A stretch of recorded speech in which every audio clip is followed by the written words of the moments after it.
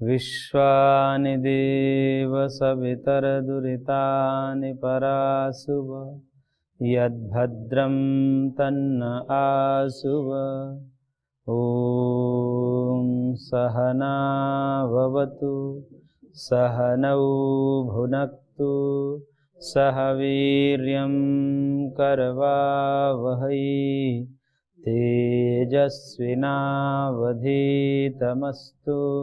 मा विद्विषावहै।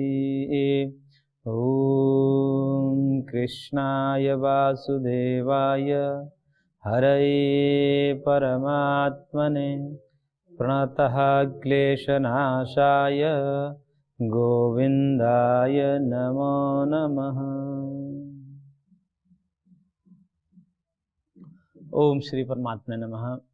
श्रीमद्भगवद्गीतामृतम विभूति योग नामक 10वें अध्याय पर हम चर्चा कर रहे थे, जिसमें भगवान ने अपने विभूतियों का वर्णन करते हुए श्लोक संख्या 21 से आदित्यानाम अहम विष्णु ज्योतिषाम रविरंशुमान यहाँ से लेकर के और 26 तक हमने देखा था विगत कक्षा में, जिसमें भगवान ने कहा कि आदित्यों में मैं विष्णु हूँ, ज्योतिमानों में सूर्य हूँ, और 49 मरुदगणों में मैं मरीचि हूँ, नक्षत्रों में शशि हूँ, वेदों में मैं साम वेद हूँ, देवताओं में इंद्र हूँ, इंद्रियों में मन, और भूतों में प्राणियों में ये चेतना के रूप में हूँ, 12 रुद्रों में शंकर हूँ, और 8 वसुओं में मैं अग्नि हूँ, यक्ष राक्षसों में मैं कुबेर हूँ, पर्वतों में मैं मेरु हूँ सुमेरु हूँ, और राजपुरोहितों में मैं बृहस्पति हूँ, सेनापतियों में मैं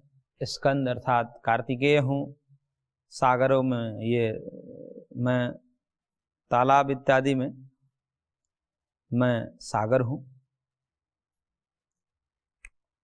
और आगे महर्षियों में कहा कि भृगु हूँ, और एक अक्षरों में मैं ओमकार हूँ, यज्ञानाम जप यज्ञोस्मि यज्ञों में जप यज्ञ हूँ, और इस प्रकार से हमने 26 में देखा। स्थावरणाम हिमालय तो कही दिया 25 में, और अश्वत्थ सर्ववीक्षणाम देवर्षिणाम च नारद गंधर्वाणाम चित्रथ सिद्धानाम कपिलो मुनि, यहाँ तक हमने देखा था कि सब वृक्षों में मैं पीपल हूँ, और देवर्षियों में मैं नारद हूँ, गंधर्वों में मैं चित्ररथ नामक गंधर्व हूँ, और सिद्धों में मैं कपिल मुनि हूँ। ऐसा वर्णन किया। ये इसलिए वर्णन किया जा रहा है क्योंकि अर्जुन ने यह प्रश्न किया था कि केशु केशु च भावेषु चिंतोसी भगवान मया, कि हे भगवान मेरे द्वारा किन किन भाव में आपकी उपासना की जा सकती है। तो इन प्रतीकों को भी मान करके इनकी उपासना की जा सकती है, उसमें ब्रह्म दृष्टि की जा सकती है। जितने ही बता रहे हैं भगवान, ये सब उपासक जो है उसको मान करके और उसमें ब्रह्म दृष्टि करके, ब्रह्म दृष्टि उत्कर्षात वेदांत सूत्र के अनुसार ब्रह्म की भावना करके, क्योंकि भगवान ही है कह रहे हैं, और उसमें ब्रह्म दृष्टि करके उनकी उपासना की जा सकती है, इसलिए कह रहे हैं। आगे और कह रहे हैं श्लोक संख्या 27 में, उच्चैः सर्वसमस्वानां विद्धि माम अमृतोद्भवम् ऐरावतम गजेन्द्राणां नराणां च नराधिपम्। कह रहे हैं कि अश्वानाम अमृतोद्भवम उच्चैः श्रवसम। अश्वों में मैं कौन सा अश्व हूँ, घोड़ों में मैं कौन सा घोड़ा हूँ, तो अमृतोद्भवम, अमृत मंथन के समय, समुद्र मंथन के समय अमृत के निमित्त से समुद्र मंथन हो रहा था, तो उस अमृत के निमित्त समुद्र मंथन से जो उद्भूत उत्पन्न जो उच्चैःश्रवा नामक घोड़ा है, उच्चैःश्रवा नामक घोड़ा है, वह मैं विशिष्ट घोड़ा हूँ, ऐसा कह रहे हैं। अश्वों में मैं उच्चैःश्रवा नामक घोड़ा हूँ। और कह रहे हैं कि गजेन्द्राणाम ऐरावतम, गजेंद्रों में मैं कौन सा हूं, ऐरावत, इंद्र का जो वाहन है ऐरावत, वो ऐरावत हूँ, श्रेष्ठ हाथियों में ऐरावत हूँ। और नरों में मैं नराधिपति, राजा हूँ, जो लोग के राजा होते हैं, कह रहे हैं वही मैं राजा हूँ। क्योंकि इसलिए कहा जाता है कि राजा से बैर नहीं करना चाहिए, राजा से बैर करने पर जो है सताता है। अब उतनी ताकत हो तो कर ही लेगा व्यक्ति, पर प्रायः जो है सामान्य व्यक्ति के लिए राजा एक ईश्वर की भांति ही होता है। तो ऐसा कोई धार्मिक राजा हो तो उसमें भी ब्रह्म दृष्टि करके उपासना की जा सकती। तो भगवान यहाँ पे कहा कि नराणाम छ नराधिपम, मैं मनुष्यों में मेरे को राजा समझ, राजा जानो। और व्याय करें, आयुधा नाम हम वज्रम, धेनु नाम अस्मि कामधुक्, प्रजनश्चास्मि कंदर्पः, सर्पाणामस्मि वासुकी। कह रहे हैं कि आयुधा नाम हम वज्रम, आयुधों में शस्त्रों में मैं वज्र हूं, शस्त्रों में मैं वज्र हूं, जो कि दधीची महर्षि के हड्डी से जो कहते हैं कि बना, वो वज्र मैं आयुधों में, शस्त्रों में मैं वज्र हूं। आयुध मतलब शस्त्र। शस्त्र अस्त्र दो प्रकार के होते हैं। शस्त्र वो होता है जो हाथ से पकड़ करके चलाया जाता है, और अस्त्र जो छोड़ा जाता है। अस्त्र शस्त्र दो प्रकार का होता है। तो अस्त्र जो फेंक करके वार किया जाता है, मारा जाता है, उसको अस्त्र कहते हैं। और जो हाथ से, जैसे तलवार इत्यादि है, हाथ से लेकर के जो शत्रु को मारा जाता है उसे शस्त्र कहते हैं। शस्त्र में मैं वज्र हूं। और धेनु नाम अस्मि कामधुक्, धेनुओं में मैं कामधुक् अर्थात कामधेनु हूं, अर्थात कामधेनु गाय हूं।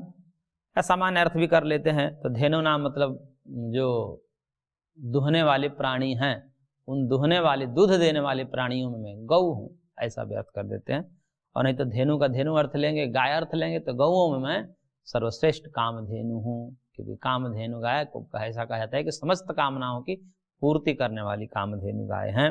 अर्थात ये गाय ही है जो समस्त अर्थव्यवस्था और लोक परलोक दोनों सुधारने का आधार होने से भी कामधुक ही कहलाती है।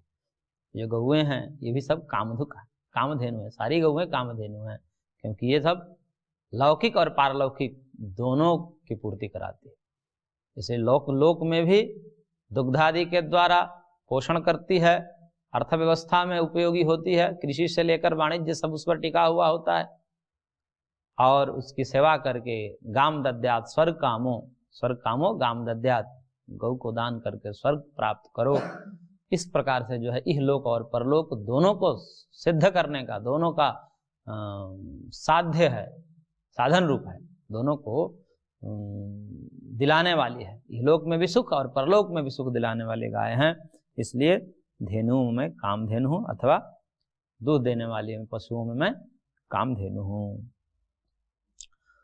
और भगवान कह रहे हैं आगे कि प्रजनः कंदर्पः अस्मि, उत्पन्न करने वाले में, संतान को उत्पन्न करने वाले में कामदेव हूं। काम अर्थात संतान के निमित्त से जो संतान उत्पन्न होता है, जिस भाव से, उस भाव को काम कहते हैं। उससे अतिरिक्त भाव जो है वो काम नहीं कहलाता है, क्योंकि भगवान ने पूर्व में भी कहा था, धर्माविरुद्धो कामोस्मि भरतर्षभ, मैं धर्म के अविरुद्ध काम हूं। धर्म के अविरुद्ध है, नहीं कि धर्मानुकूल जो काम है।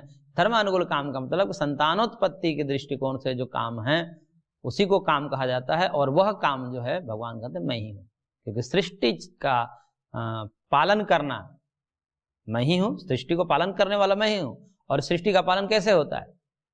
वंश परंपरा को बढ़ा करके सृष्टि का पालन होता है। इसलिए वंश परंपरा के निमित्त से जो वो काम है, जो भाव है मनुष्य के अंदर या प्रत्येक पशु पक्षियों के अंदर, वो भाव ही जो है मैं काम हूं।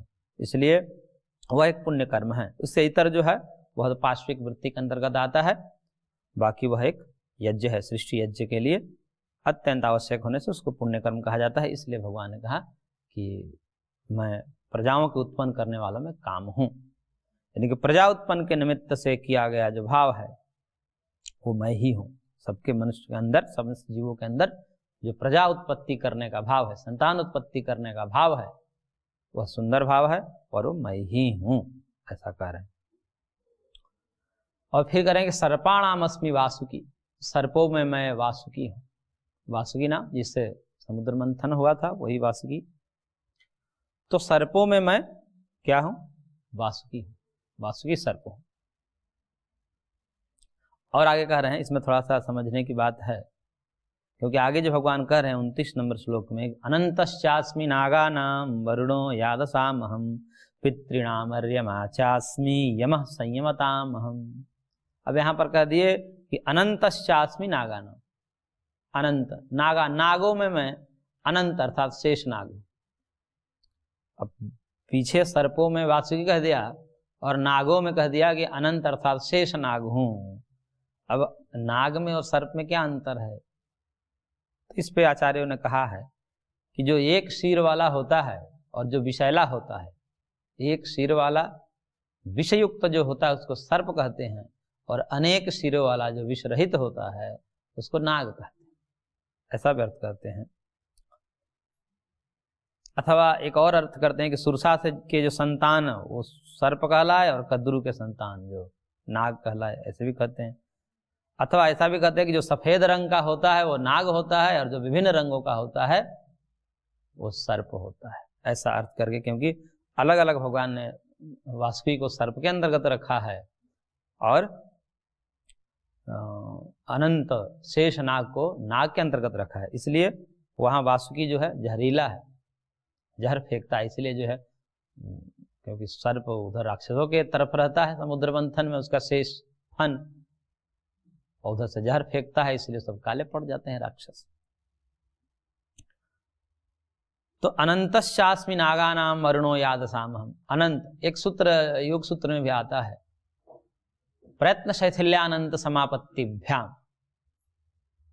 कि किसी का आसन सिद्ध नहीं हो रहा है, शरीर हलचल कर रहा है, शरीर की स्थिरता नहीं बन पा रही है, ध्यान के निमित्त से जो आसन किया जाता है उन आसनों में यदि स्थिरता नहीं हो रही है, शरीर हिलता डुलता है, तो उसके लिए कहा महर्षि पतंजलि ने कि प्रयत्न शैथिल्या अनंत समापत्तिभ्याम, अपने चेष्टाओं को शिथिल करिए और फिर अनंत अर्थात शेषनाग में ध्यान करिए। शेषनाग का ध्यान करने से कहते हैं कि शरीर जड़वत हो जाता है, आसन सिद्ध हो जाता है।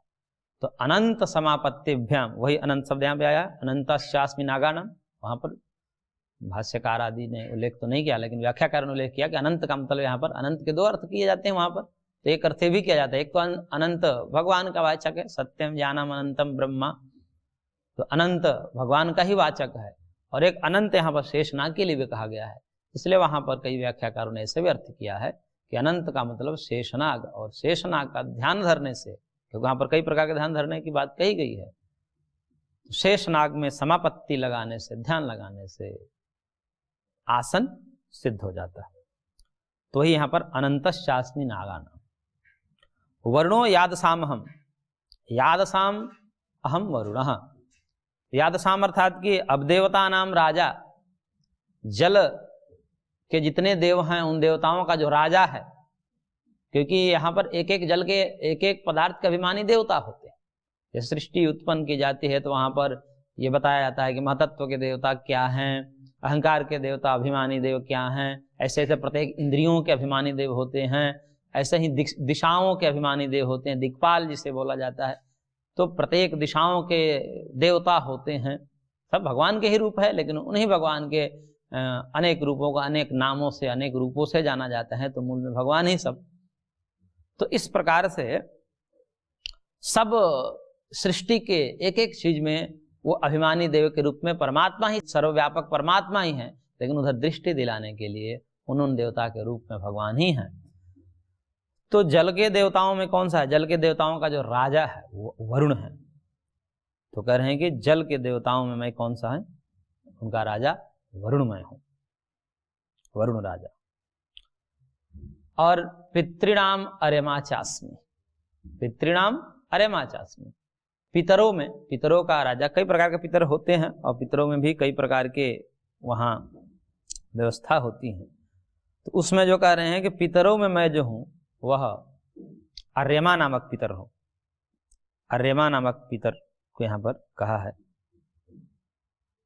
पितर के 7 वर्ग लिखे हैं, कव्यवाह, अनल, सोम, यम, अर्यमा, अग्निश्वात्ता, बर्हिषद, ये 7 पितर होते हैं। उसमें से जो अर्यमा है सबसे श्रेष्ठ है, राजा है वहां का। जैसे स्वर्ग का राजा इंद्र है, वैसे ही पितरलोक में पितरों का राजा अर्यमा, पद भी है, उस पर जो भी जीव जाएगा उसका अर्यमा का। तो पितरों में मैं अर्यमा हूं। संयमताम यमः अहम, और संयत करने वालों में मैं यम हूं। यानी कि जितने भी संयम हैं उन संयम करने वालों में मैं यम हूं। यम का मतलब यमराज भी होता है, और संयम का मतलब कि संयम करने वाला में जैसे आत्म संयम किया जाता है, सबको अपने आप को संयमित किया जाता है, तो उन संयमित करने वालों में यम अर्थात महर्षि पतंजलि ने 5 यम कहे हैं, अहिंसा, सत्य, अस्तेय, ब्रह्मचर्य, परिग्रह, यमाहा। तो जो 5 यम है जिससे आत्म संयम किया जाता है, आत्म संयम के द्वारा आत्मक कल्याण की प्राप्ति होती है, भगवत प्राप्ति होती है। तो उन संयम, अपने आप को संयम करके और किस प्रकार से आत्म कल्याण किया जाए, उस आत्म कल्याण के निमित्त जो संयम किया जाता है, उन संयमों में जो श्रेष्ठ यम हो, यानी कि अहिंसा, सत्य, अस्तेय, ब्रह्मचर्य और अपरिग्रह, ये 5 जो हो वह मैं यम हूं, ऐसा अर्थ किया जाता है। अथवा यमराज को लेकर भी कर देते हैं कि नियंत्रण करने वालों में मैं यम हूं, यानी कि यमराज, जैसे यमराज नियंत्रण करते हैं, तो यमराज से बड़ा नियंत्रण करने वाला कौन है? यमराज साक्षात भगवान ही, उन्हीं के सब हैं, क्योंकि यमः संयमताम, तो यमराज भी भगवान ही है।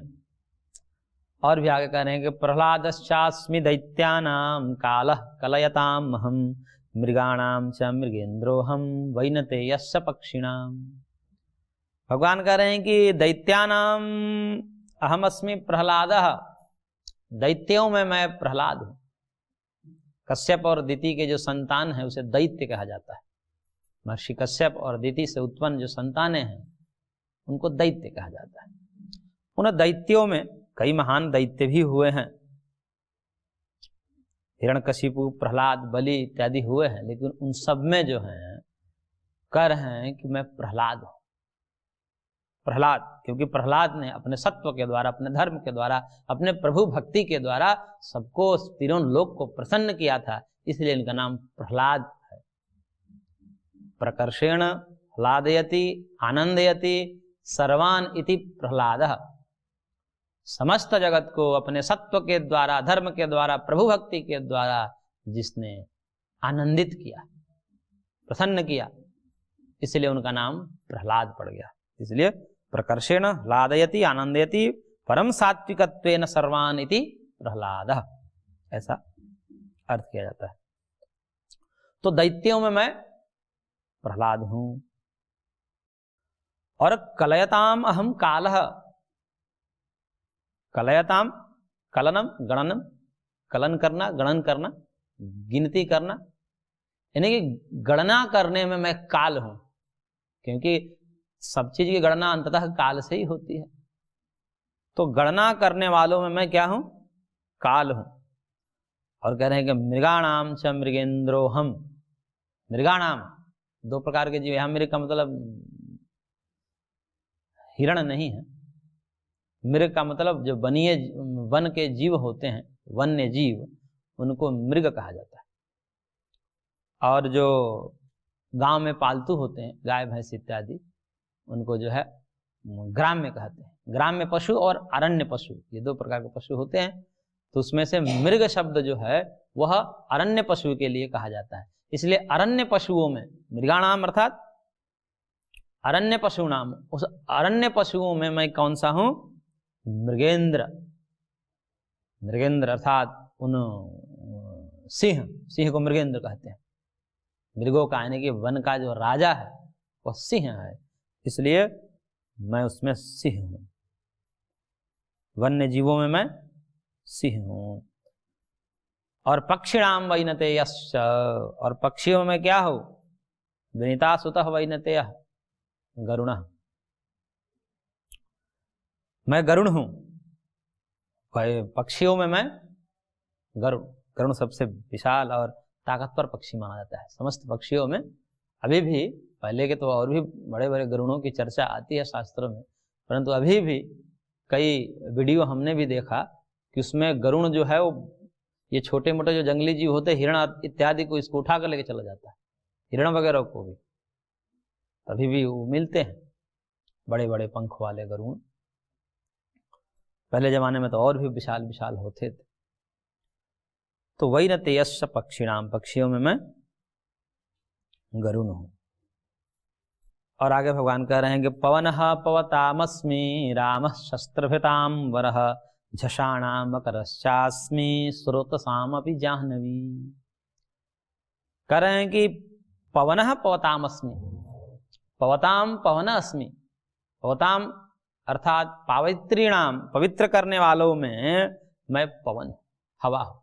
हवा जैसे पवित्र कर देता है, ऐसे अग्नि को भी पवन माना जाता है, पवित्र करने वाला माना जाता है कि अग्नि जैसे समस्त धातुओं के मलों को दूर करने के कारण वही पवित्र है।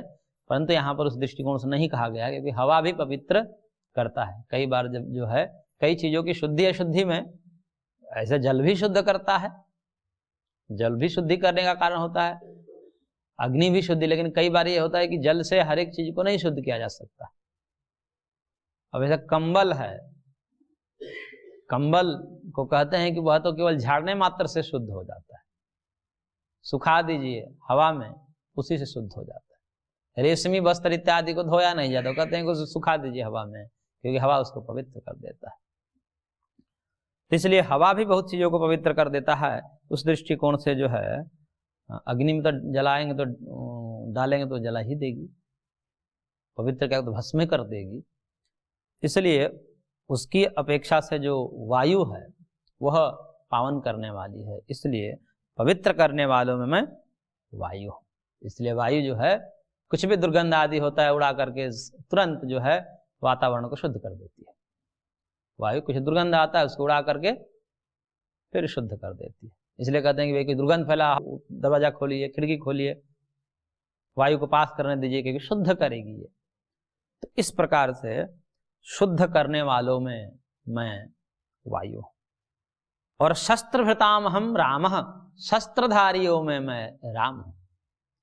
शस्त्रधारियों में मैं राम हूं, क्योंकि भगवान राम के विषय में ऐसा कहा जाता है कि राम बाण अभी भी प्रसिद्ध है। कोई औषधि देते हैं तो कहते हैं कि राम बाण है।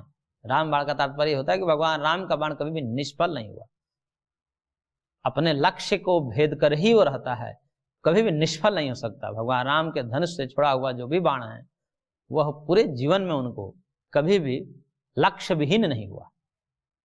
इसलिए शस्त्रधारियों में कहा भगवान ने कि मैं राम, दाशरथी पुत्र राम, दाशरथी राम हूं मैं। तो राम शस्त्रभृताम हम झषाणाम मकरश्चास्मि, झषाणाम मत्स्य आदि नाम, यानी कि जो जलचर आदि हैं, जलचर जीवों में मैं मकरः, मगरमच्छ हूं, मकर हूं। और स्रोतसाम अस्मि जाह्नवी, स्रोतसाम अर्थात स्रवंती नाम, जो बहती है, बहने वाली यानी कि नदियों में मैं जाह्नवी अर्थात गंगा हूं। गंगा को अत्यंत पावन माना सब नदियों में, इसलिए मैं नदियों में क्या हूं? गंगा हूं। स्रोतसाम अस्मि जाह्नवी। और आगे कह रहे हैं, देखिए 32 नंबर श्लोक में, सर्गाणामादिरन्तस्य मध्यम चैवाहम अर्जुन अध्यात्म विद्या विद्यानां वादः प्रवदताम् अहम्। कह रहे हैं कि हम सर्गाणाम आदि अंतः च मध्यम, मैं इस सर्ग का, सृष्टि का, इस जगत का आदि हूं, मध्य हूं और अंत हूं।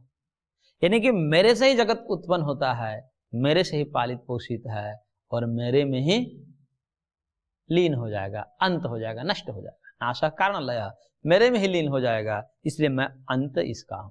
समस्त लोगों का, समस्त जगत का मैं अंत भी हूं। तो मेरे से ही उत्पन्न होते हैं, मेरे में ही टिकते हैं, पालित पोषित होते हैं, वर्धित होते हैं और अंततः मेरे में ही विलीन हो जाएंगे, नष्ट हो जाएंगे, इसलिए अंत भी मैं हूं। अब देखिए यहाँ पर सर्गाणाम आदिरन्तस्य मध्यम चैवाहम अर्जुन, और एक जगह और आया था 20वें नंबर श्लोक में। 20वें नंबर श्लोक में देखिए, दूसरी बार में ही भगवान ने जब दूसरा श्लोक बोला, अहम आत्मा गुडाकेश सर्वभूताशय स्थितः अहम आदिश्च मध्यम च भूतानाम अंत एव च। यहाँ भी आदि, मध्य और अंत कहा है, और यहाँ भी आदि, मध्य, अंत कहा है। ये विचार किया जाता है कि बार बार जो है पुनरुक्ति हो रही है। यहाँ भी आदि, मध्य और अंत कहा है, वही बात यहाँ भी कह रहे हैं, आदि, मध्य और अंत हूँ। पुनरुक्ति दोष माना जाता है, लेकिन यहाँ पर अंतर ये है कि वहाँ भूतानाम, भूतानाम अर्थात प्राणी नाम, प्राणियों के दृष्टिकोण से वहां पर भगवान ने एक बार कहा कि मैं प्राणियों के उत्पन्न करने वाला हूं, उनको पालन करने वाला हूं और उनको नष्ट करने वाला, उनका अंत करने वाला हूं। तो प्राणियों के दृष्टिकोण से वहां आदि, मध्य और अंत शब्द का प्रयोग किया गया है, केवल प्राणियों को लेकर के, जीवों को लेकर के। और यहां पर सर्गाणाम आदिरंतस्य, पूरे जगत की दृष्टिकोण से ही कह दिया। पूरी सृष्टि, जितने भी सृष्टि है, अनंत कोटि सृष्टि हैं, उन समस्त सृष्टियों के लिए ये बात करी। इसलिए भूतों की दृष्टि से और जगत की दृष्टि के, सृष्टि के दृष्टिकोण से ये अलग अलग बातें, इसलिए पुनरुक्ति दोष नहीं माना जाता है। तो यहां पर भगवान ने कहा कि सर्गाणाम आदिरंतस्य मध्यम चैव मध्य, सर्गों का मैं क्या हूं? आदि हूं। ये सारी सृष्टियां मेरे से ही उत्पन्न होती है, मेरे में ही टिकती है, तो मध्य भी मैं इसका हूं और अंत भी मैं इनका हूं, मेरे में ही अंततः नष्ट हो जाते हैं।